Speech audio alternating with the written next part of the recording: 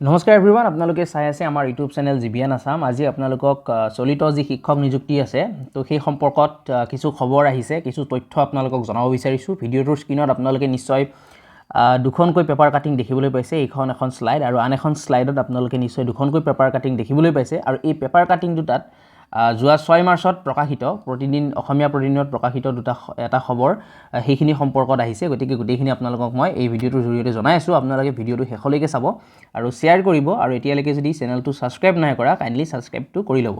তো এতিয়া ইয়াতে লিখিছে যে ৭,৫০০ পদৰ বিপৰীতে মাথো ২,১৩৭ গৰাকী প্ৰাৰ্থী।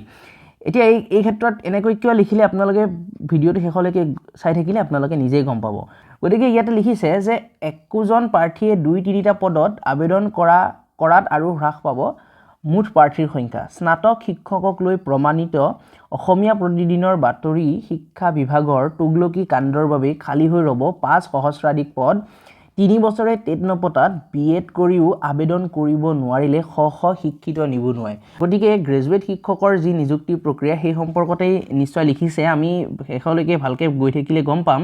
তো ইয়াতে লিখিছে যে শিক্ষা বিভাগৰ পৰিকল্পনাহীন নীতিৰ ফলত নিযুক্তি প্ৰক্ৰিয়া আৰম্ভ কৰাৰ পিছতো খালী থাকি যাব হেজাৰ হেজাৰ স্নাতক শিক্ষকৰ পদ। নিশ্চয় আপোনালোকে দেখিবলৈ পাইছে স্নাতক শিক্ষকৰ কথা লিখিছে। বিভাগে প্ৰাদেশিক মাধ্যমিক বিদ্যালয়ৰ স্নাতক শিক্ষকৰ ৭,৫০০টা পদৰ বিজ্ঞাপন প্ৰকাশ কৰিছিল যদিও এই পদৰ বাবে আবেদনকাৰী প্ৰাৰ্থীৰ সংখ্যা হৈছে ২,১৩৭ গৰাকী। অৰ্থাৎ আবেদনকাৰী সকলো প্ৰাৰ্থীয়ে নিযুক্তি পালেও ৫,৩৬৩টা পদ পূৰণ নোহোৱাকৈ থাকি যাব। ইয়াৰ লগে লগে পৰ্যাপ্ত প্ৰাৰ্থী অবিহনে শিক্ষা বিভাগে স্নাতক শিক্ষকৰ নিযুক্তি প্ৰক্ৰিয়া আৰম্ভ কৰা বুলি অসমীয়া প্ৰতিদিনে পূৰ্বে কৰা বাতৰিৰ সত্যতা প্ৰতিপন্ন হ'ল। গতিকে আৰু ইয়াতে বহুখিনি কথা আপোনালোকে লিখিছে, আপোনালোকে ভিডিঅ'টোৰ স্ক্ৰীনত নিশ্চয় দেখিবলৈ পাইছে। এইখিনি আপোনালোকে ভালদৰে পঢ়ি থাকিলে নিজেই গম পাব। মই আৰু আপোনালোকক মেইন পইণ্টছখিনি কৈ আছোঁ।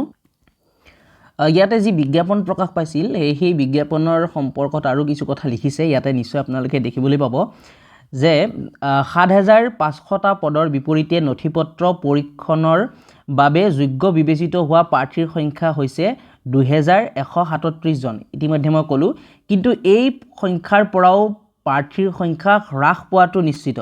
ইয়াতে ডিক্ৰিজ হোৱা কথাটো লিখিছে। কিয় লিখিছে আপোনালোকক কৈ আছোঁ। কিয়নো তালিকাৰ পৰাই স্পষ্ট হৈছে যে 21 জন প্ৰাৰ্থীয়ে 2-3টা পদত দাখিল কৰিছে আবেদন। তালিকাত নাম থকা একেজন প্ৰাৰ্থীয়ে স্নাতক শিক্ষক কলা স্নাতক শিক্ষক হিন্দী পদতো আবেদন কৰিছে। এনেদৰে প্ৰাৰ্থীয়ে কলা হিন্দীৰ উপৰি চৰকাৰী মাধ্যমিক বিদ্যালয়ৰ স্নাতক শিক্ষকৰ বাবেও আবেদন জনাইছে। অৰ্থাৎ একাংশ প্ৰাৰ্থীয়ে প্ৰাদেশিকৃত মাধ্যমিক বিদ্যালয়ৰ উপৰি চৰকাৰী মাধ্যমিক বিদ্যালয়ৰ স্নাতক শিক্ষক পদৰ বাবেও আবেদন জনাইছে। আবেদনকাৰী প্ৰাৰ্থীৰ সংখ্যা দেখাত ২,১৩৭ গৰাকী হ'লেও প্ৰকৃততে তাতকৈ কম। এক বৃহৎ সংখ্যক পদ খালী থকাৰ বিপৰীতে পৰ্যাপ্ত প্ৰাৰ্থীৰ যে অভাৱ ঘটিব সেয়া অসমীয়া প্ৰতিদিনত পূৰ্বে প্ৰকাশ কৰা হৈছিল। কিয়নো 3 বছৰ পূৰ্বেই অসম চৰকাৰে মাধ্যমিক টেট অনুষ্ঠিত কৰিছিল। ইয়াতে আপোনাৰ হাইস্কুল টেটৰ কথা কৈছে। ইয়াতে ইয়াৰ আগতে যিটো টেট হৈছিল হাইস্কুল টেট সেই কথাটো কৈছে, তাৰপিছত হোৱাই নাই সেই কথাটো ইয়াতে মেনশ্যন কৰিছে। এই টেটত উত্তীৰ্ণ সৰহ সংখ্যক প্ৰাৰ্থীয়ে ইতিমধ্যে নিযুক্তি পাবলৈ সক্ষম হৈছে। সেই কথাটো আপোনালোকক মই চেনেলৰ জৰিয়তেও কৈ আহি আছোঁ। আপোনালোকে নিশ্চয় গমেই পাইছে যিসকল আমাৰ ৰেগুলাৰ দৰ্শক। তদুপৰি চৰকাৰে নতুনকৈ অনুষ্ঠিত কৰা নাই টেট পৰীক্ষা, এই হাইস্কুল টেটৰ কথাটো কৈছে ইয়াতে। গতিকে এইখিনি কথাই লিখিছে যে যিমানখিনি আপোনাৰ এডভাৰটাইজমেণ্ট প্ৰকাশ কৰা হৈছিল সেই এডভাৰটাইজমেণ্ট অনুসৰি আপোনাৰ প্ৰাৰ্থীৰ সংখ্যা কম বুলি কৈছে।